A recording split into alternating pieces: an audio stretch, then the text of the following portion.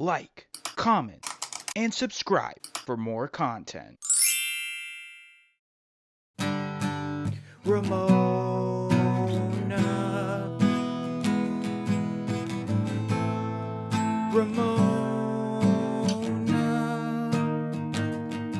my mind. Anyways, guys, welcome to this edition of a Funko Popcast. I'm Gideon Graves.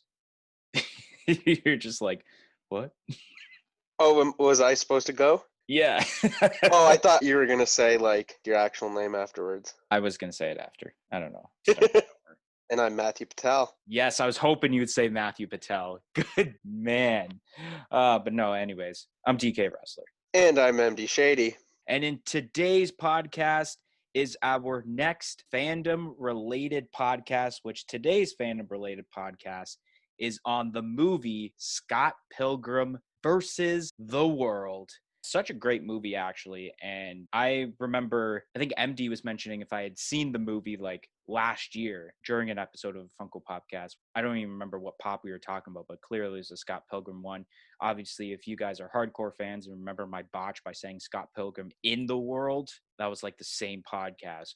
But I remember getting told to watch this movie. And finally, I think a few months ago, I watched the movie for the first time. I'm like, damn, this is a great movie. And of course, for this podcast, I probably watched it like another 3 to 4 times. And yeah, anyways, for today's podcast, we're going to talk about basically the entire movie in a decent amount of detail, but not like so much, like scene for scene. A lot of the Funko Pops will explain the scene.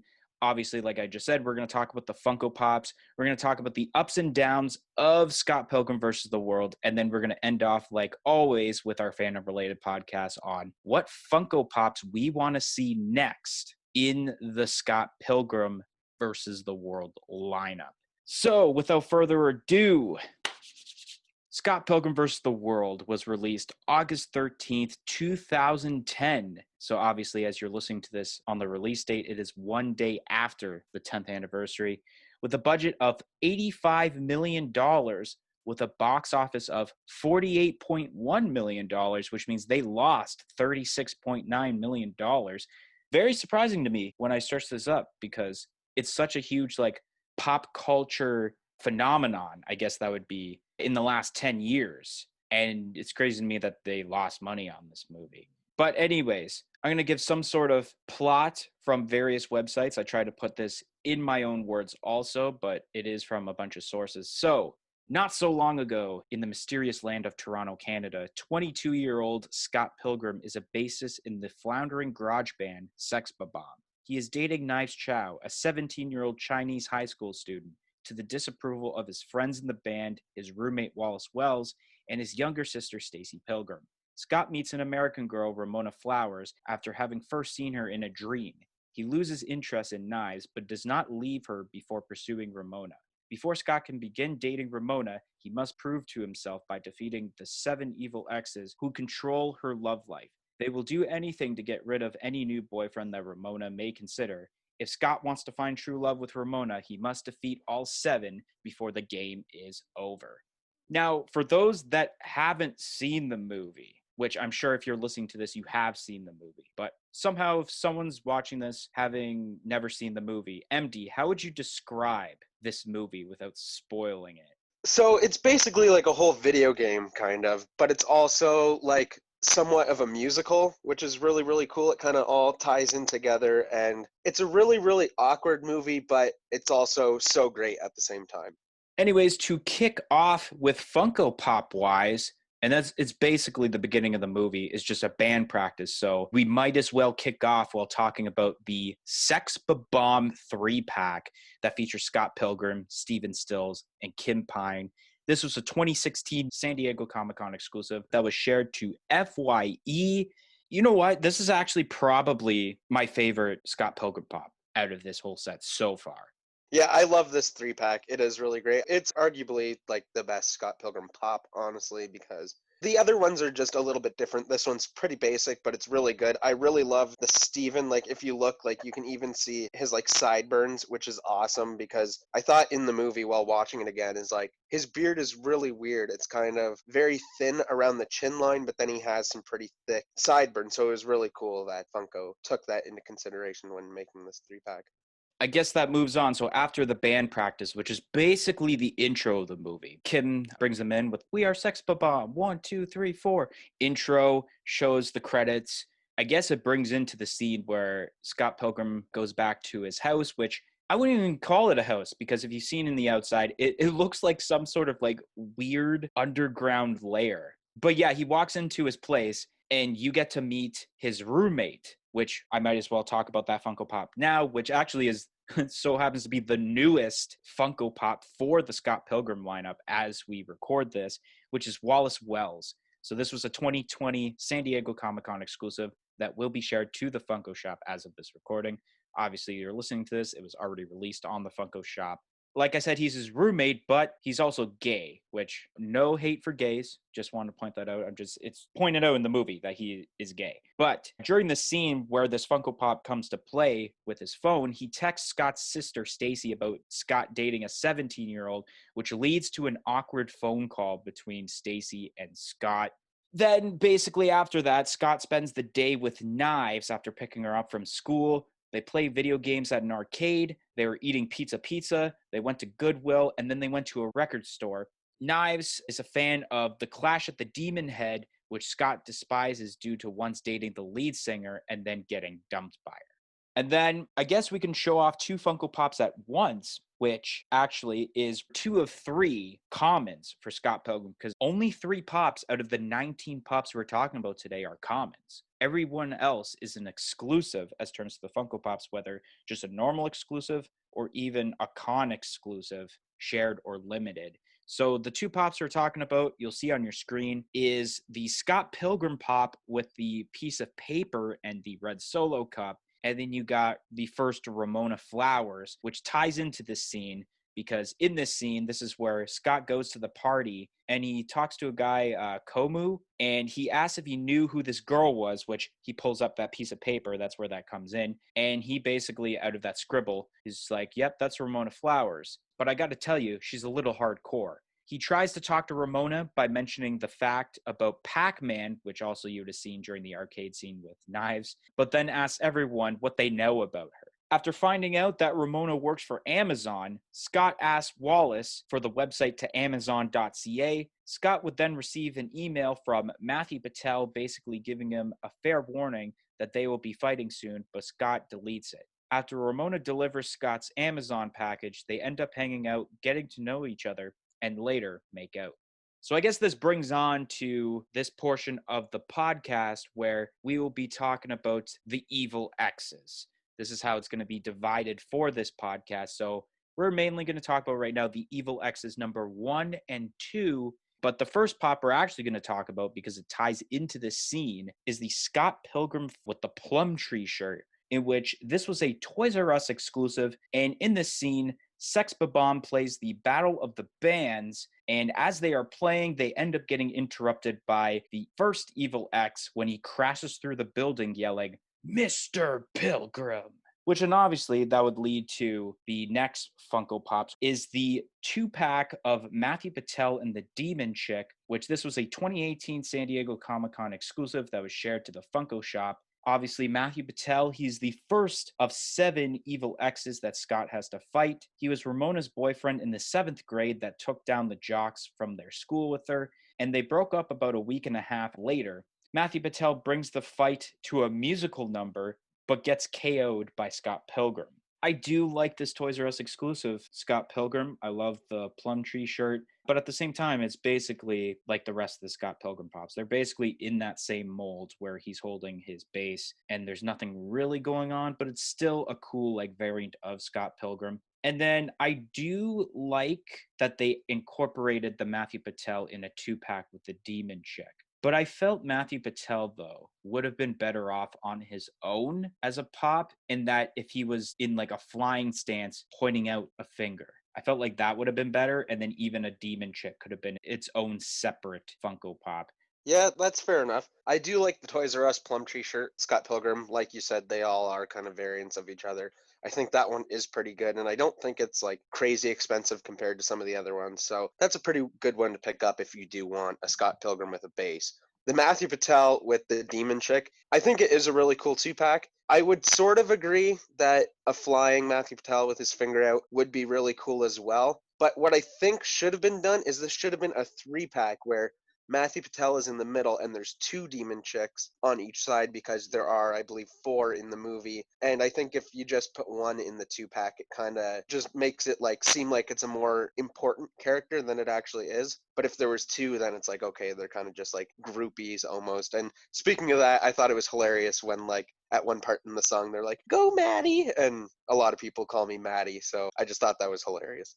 So yeah, after that scene, so Scott goes on kind of another date with Knives. Even though they are dating, they haven't really even done anything yet except like hug and hold hands. That's basically it at this point. But Scott ends up breaking up with Knives. And then there's also an awkward dinner date with Ramona, which also features when Scott Pilgrim plays the song that he wrote for Ramona.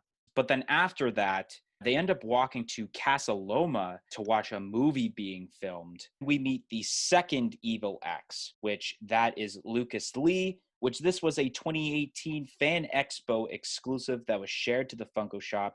Like I said, Lucas Lee, he's the second Evil X of Ramona Flowers. They dated in ninth grade, and they had either the same drama or math class. Ramona doesn't exactly remember. Lucas throws Scott like a rag doll during this scene, and Scott ends up battling Lucas and several of his stunt doubles. Scott dares Lucas to use his skateboard to grind a huge set of stairs, but Lucas dies after going over 300 kilometers an hour and crashing. The Lucas Lee Funko Pop, this is one of those things where I wish I watched Scott Pilgrim years ago because I ended up really liking Lucas Lee. I think his arrogant ways in the movie, which is so entertaining. And especially because MD and I were at Fan Expo that year for those Funko Pops and we were in line. And it so happens this was actually one of like the shelf sitter Funko Pops, surprisingly. Like by the time I got to the front of the line, the only 2 pops available, I'm pretty sure, were Lucas Lee and that just horrible Mega Man 8-bit pop that Right, the everyone green one hates. or whatever. Yeah, Yeah. that terrible pop. I'm saying this because I kind of wish I stayed in line because I liked Lucas that I could have possibly gotten that pop that day, especially because I could have gotten it with a con sticker. I guess maybe while you mention about this pop, you can mention how you've actually walked down the steps of that scene where Lucas is grinding the rails. Yeah, it's actually a pretty funny story. So I'll talk about the pop first. The pop is great. It's so accurate. He has the skateboard, which really ties it all together, and it's a really good pop. I wish, because I do kind of plan, I don't plan on getting all the Scott Pilgrim pops, but I do want to get a select few, and this is definitely one that I would want to get. So yeah, we kind of missed out on it when we were at Fan Expo, but I'll probably still get it either way. But it was funny, the movie came out in 2010, and me and an old friend went and saw the movie in theaters the first day it came out. And then maybe 3 weeks later, my parents had planned a trip to Toronto, which for us, Toronto's not very far, but we were like staying a few nights in Toronto. We actually went to Casa Loma, and it was just so funny how we had just seen the movie, and then there we are, kind of like on set of the movie. Obviously, it had been filmed like at least a year prior, but it was just funny to see the movie and then kind of be there. It was really interesting. So now we're going to move on to the Evil X's number 3 and 4 for this portion of the podcast. But kicking off actually is Envy Adams. So this pop was a Funko Shop exclusive, and I'm pretty sure it was limited to 2,500 pieces. Envy Adams, the lead singer of The Clash of the Demon Head, and is the ex-girlfriend of Scott Pilgrim, as mentioned earlier in the movie. She gives Scott a call at some point in the movie, sometime after the Lucas Lee thing, to see how he was. She runs into him at the coffee shop that his sister works at, and then she invites Scott to her concert that would take place later on in the night at Lee's Palace, but Scott declines, but then Envy adds him to the list anyways. I guess I might as well mention these next couple of pops because they kind of go hand to hand with the upcoming scene. So, one of the more popular, actually the most expensive Scott Pilgrim versus the World Funko Pop, that's Scott Pilgrim with the Astro Boy t-shirt.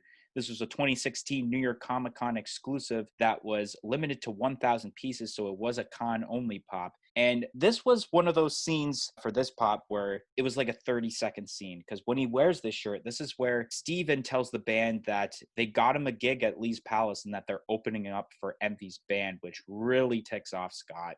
And then we have the Knives Chow Funko Pops. I'll mention about these now because it does go to this scene. This is where Knives dyed her hair blue after her breakup with Scott Pilgrim and tried to make Scott jealous when she decides to go to the concert with young Neil. So the two pops we have here are basically the same, except the face is a little different. We got the common Knives Chow, which actually is the cheapest Funko Pop of the entire set. But we also have the, I guess, digital-faced Knives Chow, which was also a New York Comic Con 2016 exclusive that was limited to 1,000 pieces. And then the digital face is literally a 5-second scene from when Knives asked young Neil how Scott knows Envy, and Neil replies that Scott had dated her. And then her shocking face was this digital face. So I guess I'll mention about these 4 Funko Pops now. So Envy Adams, they did a pretty good job with her. Envy Adams, once again, played by Brie Larson, who played Captain Marvel in the MCU movies. I always forget that she was in this movie because Brie Larson was so young at this point. I think she was like 19 when this movie was released, or 20, one of those two ages. She was super young. The Scott Pilgrim Astro Boy shirt, this is a really cool one, and I'm a little surprised that they have the Astro Boy on the shirt because I feel like, I don't know if Funko has ever had the license for Astro Boy. So it's weird that they were able to get away with an Astro Boy shirt on this, unless they have. I actually don't even know if they've made an Astro Boy pops. I know they've done Mega Man, but I don't think they've done Astro Boy. But it's still a really cool pop. And then we got the Knives Chow pops, which they're all right. Knives isn't one of my favorite characters, obviously, in the movie, but I guess I'm actually okay with the fact that the digital one is 1,000 pieces because it's one of those pops that, like, let's say I were to get a certain amount of Scott Pilgrim pops, this is one of the ones I wouldn't get. So, like, for the hardcore Scott Pilgrim fans, they should get these. So yeah, the Envy Adams is a really good pop. It's really well executed. It looks just like her. The outfit looks really good as well. It's limited to 2,500 pieces, so that kind of sucks. I hate the thing about the Scott Pilgrim pops is that they're so limited and pretty much all exclusive, so it is a really hard set to collect. But at the same time, a lot of people do like that. Speaking of expensive pops, moving on to the Astro Boy shirt, and yeah, it is weird that they put the Astro Boy on there.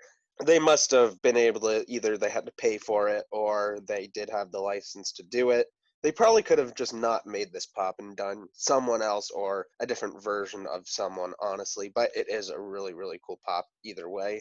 And then the Knives pop, both of these are all right. I mean, I do like the common more than the New York Comic Con one. And a funny thing about Knives is that the actress that plays her is actually just like a nobody kind of actress from Scarborough, Ontario.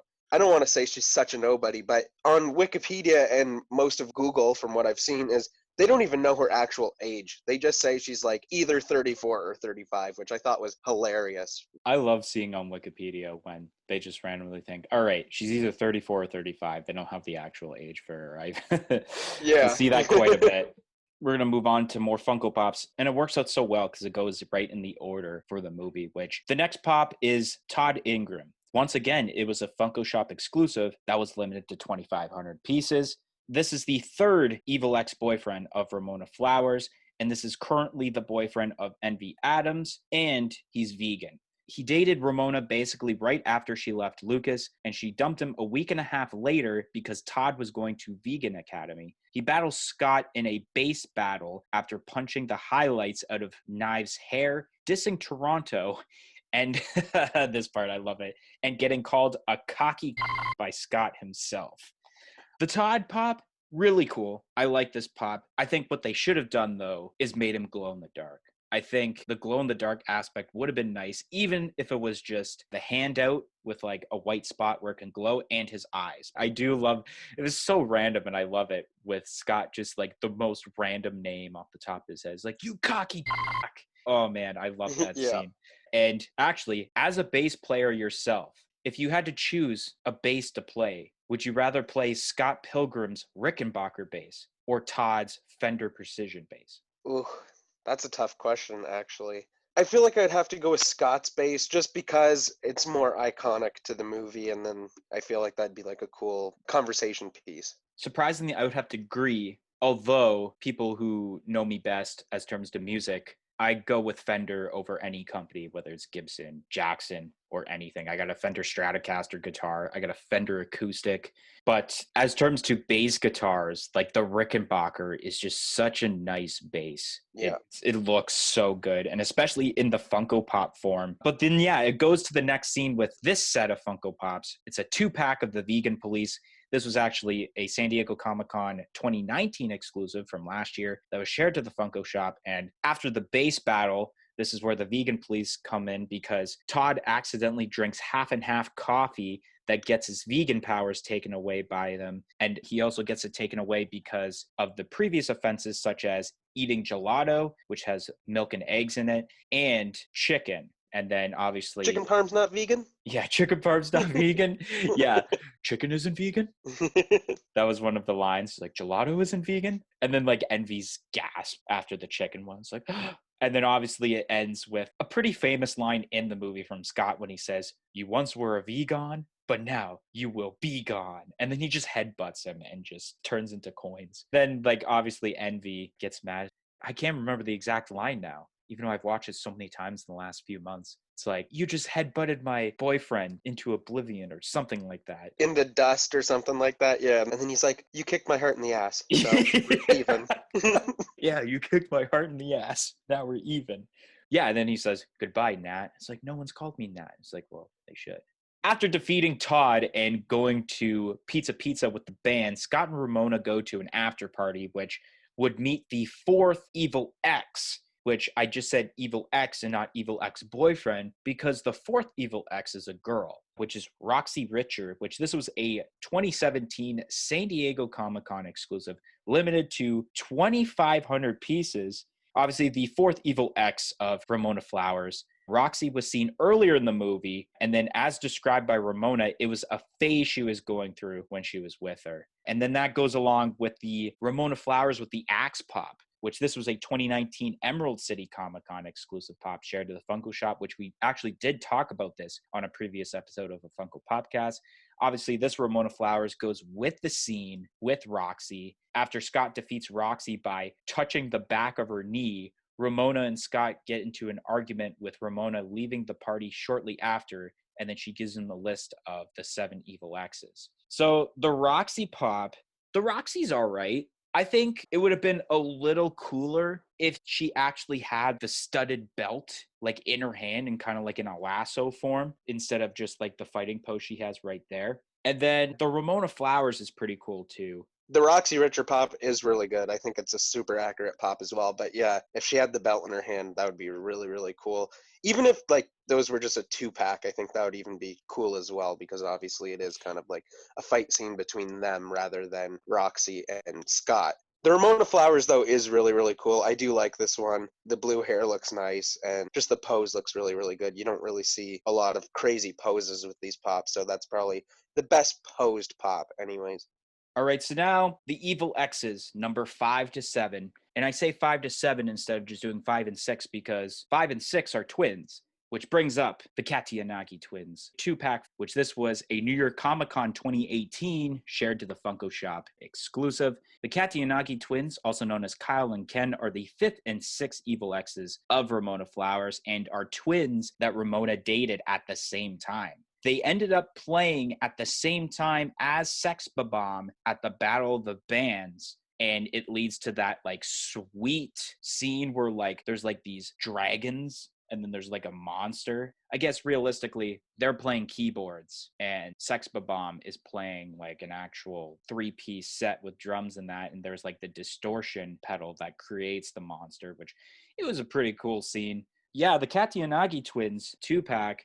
I think it's all right. I mean, it's cool that obviously they made them because it's one of the or I should say 2 of the 7 evil X's. But I felt like they could have done more with them besides just having their arms crossed. Like, it would have been cool to have some sort of deluxe with the keyboards that they have, or keyboard, because it was just one long keyboard. Yeah, I agree with everything you said there. This is a cool 2-pack, but it could have been way better. Like, maybe like my imagination is just going off too wild, but could you imagine like a movie moment where you have like the clear dragons and then that clear like gorilla monster like kind of fighting each other as well? It would be a lot, but I think that would be really, really freaking sweet.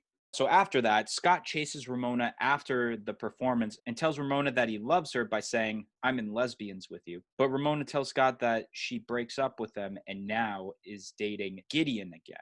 Gideon offers Sex Bob-Omb a 3-album contract, which Scott declines and throws away the contract, but Steven picks it up and signs the contract anyways. Which would move on now to the 2-pack of Gideon Graves and Ramona Flowers, which this was a Emerald City Comic Con 2018 limited to 4,000 piece item. Originally the 7th Evil X, but currently at this point in the movie, the current boyfriend of Ramona Flowers. Scott gets a call from Gideon that he's opening up a Chaos Theater in Toronto. Scott goes to the venue by using the passwords whatever and to get in, and he sees Sex Bob-Omb with young Neo playing on bass. Yeah, this 2-pack is cool. I like this 2-pack. It's fine the way it is, honestly. I think they could have done a whole platform with like that whole pyramid gimmick that they were standing on, but I think just having them as a 2-pack by themselves is still fine with me. I do like the way they did Ramona here because it's basically spot on the scene. And then now actually I've realized we do have at least one Ramona pop for every colored hair that she's had through the movie. You've had the pink hair, you've had the blue hair, and now here's the green hair. But at least what I'm looking at through here, I feel like the green hair here is a little too teal. I don't think it's like green enough. The Gideon Graves pop is arguably my favorite pop from the Scott Pilgrim lineup. It is so accurate to him, and it just looks amazing. I love the pose that he's in. It's just a hilarious pop, and it looks really, really good. And then the Ramona is pretty good as well. And like you said, now we have all 3 of the colors of hair that we see in the movie. And it kind of gives you a timeline of the movie. Because if you remember earlier in the movie, she says that she changes her hair every week and a half. So that means that this movie is within the span of about 3 weeks, which is pretty crazy because it honestly doesn't seem like that while you're watching it. So now we go on the Scott Pilgrim pop with the Sword of Destiny. This was a 2017 San Diego Comic-Con exclusive, limited to 2,000 pieces. This is where Scott fights Gideon and his sidekicks, pulls out the Sword of Destiny after he said he loves Ramona and earns the power of love. And as this happens, Knives arrives and battles Ramona because she thinks that she stole Scott from her. And after trying to break up the fight between Knives and Ramona, Gideon stabs Scott with his sword and basically kills him. So the Scott Pilgrim pop with the Sword of Destiny, it's pretty cool, honestly. I do like how they made the sword a little bit translucent, so it's a little like accurate to the movie. I kind of wish though that Scott had somewhat more of a facial expression to him, like maybe with the eyebrows, like make him more mad because he is about to fight Gideon, so he's pretty pissed off. It's still all right, but I think it could have been a little better. This one is really good. I do like this. Of course, it's 2,000 pieces. They gotta put a limited piece count on all these pops that everybody wants, and that kind of sucks, but it is a really, really cool pop nonetheless. After Scott lives death and talks to an imaginary Ramona Flowers, he realizes that he still has an extra life that he earned from the battle against the Katayanagi twins, and then he ends up retrying the level. After complimenting the newer style of Sex Bob-Omb and saying that he is fighting for himself, he pulls out a purple Sword of Destiny as he had earned the power of self-respect, and he battles Gideon again. Obviously, Scott Pilgrim defeats Gideon, but then it leads to a scene where Scott ends up having to fight himself, which brings up this pop, which is actually the last Funko Pop we're going to be talking about for this podcast, is the Nega Scott. And that is a 2017 San Diego Comic-Con exclusive shared with Hot Topic. Obviously, this is supposed to be the evil version of himself. It's kind of like the game that he played with Knives earlier, where there was like an evil Nega boss. And this is kind of like the boss for his game that he's basically living in real life, technically, where he has to face himself. But ultimately, he doesn't actually face himself because they end up being friends and they're like, oh, yeah, you want to, I can't exactly remember the line now, of like, hey, next week you want to have some waffles or some weird They're line. going for brunch. Yeah. Yeah, okay, yeah. There's something about going to eat somewhere. But then obviously I might as well mention the end of the movie before discussing about this pop. So the movie ends with Ramona wanting to leave once again to escape her past. She tells Scott that he was the nicest guy she had ever dated and leaves. Knives tells Scott to go after Ramona and then tags along with Ramona to wherever she's deciding to go next by going through a door. The Nega Scott, I actually loved this scene. And I actually didn't even know they made a Nega Scott Funko Pop until I had researched about the Funko Pops after watching the movie for the first time. So it's really cool because I did like that scene. And it's even cool that they did make it black and white with the red eyes. It's definitely one of my favorite Scott Pilgrim Pops, for sure. Yeah, it is a really cool pop, and I actually do remember it when it was in stores, and I wish I would have picked it up. All right, so now we're going to talk about the ups and downs of the movie, what we liked about the movie, what we didn't like about the movie. So, MD, what are your ups and downs? I'll let you go first. So for ups and downs in the movie, honestly, pretty much the whole movie for me isn't up. It's a really, really great movie, and it's so much different than a lot of things that we've seen, especially since it came out in 2010, which is a decade ago now. Some downs for the movie is that it is really awkward, but that's kind of what Michael Cera is known for. He's a super awkward kind of actor. He's kind of just an awkward person in general. There were a couple things that were kind of weird in the movie, I guess, like because it's kind of like a real life based movie, but then you're kind of playing in a video game the whole time. It was weird. I think they could have took a different approach to it rather than having people blow up into loonies and toonies, which was hilarious. I love when Scott Pilgrim goes like, "Ooh, coins," and there's like $1.40 on the ground. That's hilarious. But there's honestly not a whole lot of downs. I think the end of the movie could have been a lot worse than it was. It was really, really great. Because I remember when I first saw it in theaters, I thought for some reason that it was a dumb ending that Scott went with Ramona. I thought he should have been with Knives. But then rewatching it as more of an intellectual now, I guess you could say, Knives was a crazy bitch. And also she's a teenager, I guess. She's in high school. So it really doesn't make sense. And Scott is clearly in love with Ramona. So it's the better pick. And he's kind of just leaving his past behind him as well. One other thing is that right in the beginning of the movie, you can kind of tell that Scott Pilgrim kind of does have some mental illness because there's those like kind of jump scenes where he's doing something and then like talking to Knives and not responding or whatever, and then it jumps to another scene where he's like sitting on a couch, and I believe that is it's where you kind of block things out and you kind of have tunnel vision a little bit. And that's totally what I felt while watching this movie, is that he had that himself. So that was really, really great for the movie that they can kind of show that without even mentioning it at all.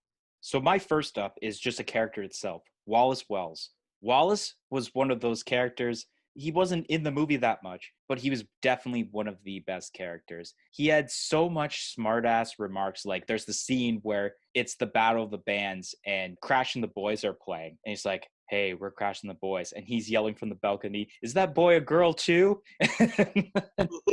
Another example of his smart-ass remarks that are just so funny was when Roxy and Ramona were fighting, and then he's like, kick her in the balls. These random lines that like Wallace has, it's made for the movie. And even there's times where like he'll tell Scott, he's like, hey, so I need the bed for tonight. It's for sex. And I'm also gonna need it for the week and the year. Yeah. It's so good. Another one you kind of pointed out, but I want to elaborate more, is the amount of like Canadian Easter eggs that I could find throughout this movie. So obviously, like MD mentioned earlier, we are Canadians for those new to the podcast, and we live like not super close, but decently close to Toronto. So there was so many Easter eggs I could pull out that were just Canadian based. Like number one, pizza, because you did see Knives eating pizza, and they go to pizza. And then another one, I don't think a lot of people would have pointed out, is Second Cup, which Second Cup is like this coffee shop, and that's where his sister works. You see in the scene where he sees Envy in person. Second Cup is like that one coffee place where it's like, if you can't find a Tim Hortons, and you can't find a Starbucks, then it's Second Cup. It's kind of like that last resort of like a decently known coffee place if you can't find the big name ones. And then, like you also mentioned, the fact that the coins that Scott gets every time he wins a battle is Canadian currency, because you can even see in his battle with Gideon, there's like a bunch of toonies and loonies. And you even seen pennies, which in Canada in the last 5 years, pennies haven't existed. They ended that.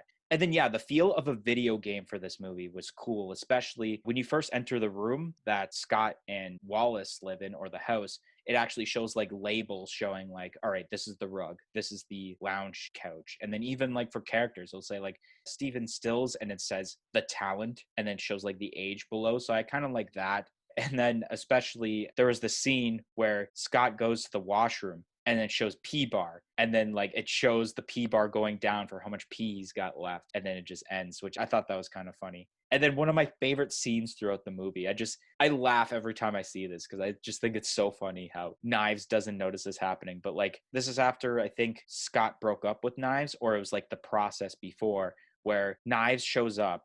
She's like, "Is Scott here?" And like Wallace answers the door and he's like, "Nope, he just left." And Scott just like jumps through a window. And I'm just surprised that like Knives did not react to hearing a window breaking as that happens, because that happened right after. And he's like, "Oh, okay." And like you see Scott moving by. Not only that, is when he opens the door, he's clearly like right behind him, and then he like moves the door closed a little bit so she can't see him, but she already seen him, right? Then yeah, that's one of the best moments from the movie for sure. And then Downs, once again, is a character, and it's an understandable down. I think everyone would say Downs for this character, and that's Knives. She's an immature little, I guess you would say, bitch. Obviously, I can say as much swear words if I want and censor myself, because if I say words like bitch, you guys will notice as you're listening to it, it's going to be the exact same bleep as you hear in the movie, which makes this podcast more badass. Knives is just a little immature, and I didn't like it. She was super annoying, so that was a down. And then another down was the fact that Steven plays an acoustic guitar, but the sound coming out is an electric. That really That's true. That really bothered me as a musician. The only time that it actually made sense was at the ending where they're at the Chaos Theater, where Steven is actually finally playing an electric guitar. And another thing that goes along with that is there's one scene where Kim is playing the drums, and where it sounds like it should be a hi-hat cymbal, or any cymbal for that matter, she's playing a floor tom, which really bothered me also. But at the same time, there's also, if you search up on YouTube, there's like behind the scenes footage where actually Michael Cera was the only person who actually knew how to play his instrument before the filming of the movie. So he was already playing a bass beforehand, and Steven and Kim did not know how to play instruments prior to the movie. So they had to have a couple of weeks of learning. So I guess, you know what? I kind of will let it slip because they actually don't know how to play the instruments, but I feel like you could have at least hit the hi-hat or even like a ride cymbal. But then the one that really ticks me off, what I kind of mentioned earlier about the pee bar, is him washing his hands in that scene, because first of all, he's taking a pee and it literally only takes 3 seconds. And then he turns on the water, literally pushes his hands 1 second and out, and then like no soap or anything. Yeah, I'm going to talk about that for a sec. So basically, that kind of plays into what I said earlier with kind of his mental illness, which I believe is a thing, honestly. I don't know if it was meant to be, but that's how I perceived it. And I believe it's because you could even see, like, yeah, he turns it on, just dips his hand in the water, closes it, and then he just literally hits the towels with his hands. And that goes on to laziness, which is a common sign of mental illness and depression. So I think that really made sense to me. In another sense, it's all like, Scott, do you not know there's a fucking pandemic gonna happen in 10 years? But I thought it was just so weird that he just did that. Now we'll move on to what Funko Pops we want to see next for the Scott Pilgrim versus the World lineup, which I think there's quite a bit of characters. I know on my list for sure there's some repeats, but like tweaked a little bit to make it like very cool. But MD, what do you have as you want to see for Scott Pilgrim Pops in the future? So I don't actually have a ton of them, but I do have a couple. One being a young Neil Pop. He's a pretty cool character, and we haven't seen him at all in pop form. So I think that would be pretty cool, even if it was like a 2-pack with Scott, maybe like a different version of Scott that we haven't seen. And then another character that I think would be cool is the oh gosh, what's his name? The guy who's at the party who knows everybody. Komu? Komu, yes. I think that would be a cool pop as well because I thought he was a pretty funny character, especially because he can just look at a bad scribble and know that it's Ramona Flowers. I think another cool, maybe like a pop moment or even just a deluxe would be Scott and Ramona leaving through the door, the final scene of the movie. Surprisingly, all those pops you mentioned aren't even on my list. So it's kind of good that you mentioned pops that I Nice. wasn't going to mention. But I do have 5. I could have done 6, but I just wanted to keep it short and simple with 5. So first one is a separate Kim Pine pop. But I added this because it would be cool because they do this with Pop Rocks pops. Because she's a drummer, she should be included with her own drum set, with the single pop. I think that would be cool. Another one I did mention earlier, and I think it would look cool, is a glow-in-the-dark Todd Ingram. Exactly what I said earlier. Have his hand sticking out with like maybe a white spot so that it glows in the dark, and then his eyes glow in the dark too. But now, at the same time, how do you top already what was a 2,500 piece Funko Shop exclusive if you were to do this? Or even to add to that, I guess I'll mention it because I think it'd be cool to have the actual moment of Todd versus Scott in the base battle. I think that would be cool. I'll add that. Another pop I have is Scott with the broken guitar. So after obviously the Todd Ingram scene, his guitar just smashed into pieces. But like when he gets to the Katayanagi twin scene, his guitar's like all taped up. So I think it'd be really cool detail and that they could pull off by having just the Rickenbacker with the tape around it, because then it would be different from all the Rickenbackers we've seen because it's the same one. And also to make it a little 2-for-1 deal, have that and an actual 8-bit like extra life, like the extra life that he has,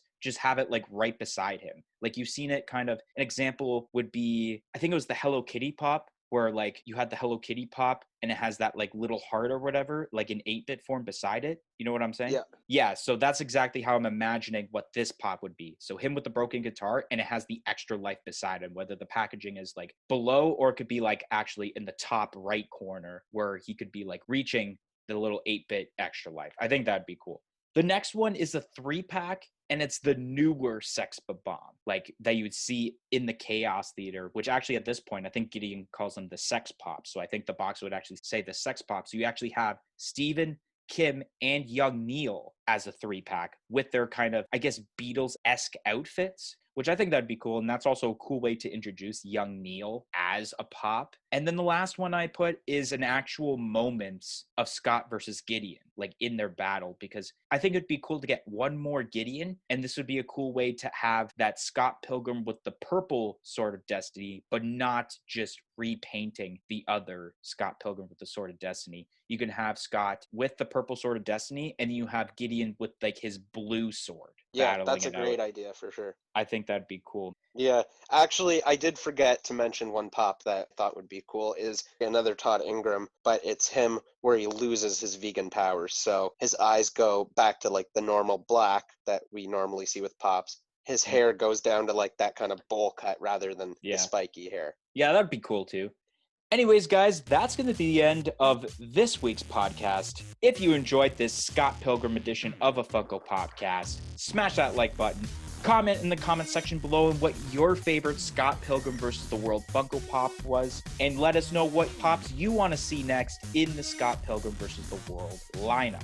Press that subscribe button for more content like this podcast and any other videos we do in the future, and press the little bell beside it to be notified of when that future content gets released. Also, if you haven't yet, follow us on all of our social media platforms on Facebook, Twitter, and Instagram at a Funko Popcast. It'll be listed in the description below. But anyways, guys, thank you all for listening to this podcast, and we hope to see you guys next week on a Funko Popcast. 1, 2, 3, I'm out of here. Peace in and peace out.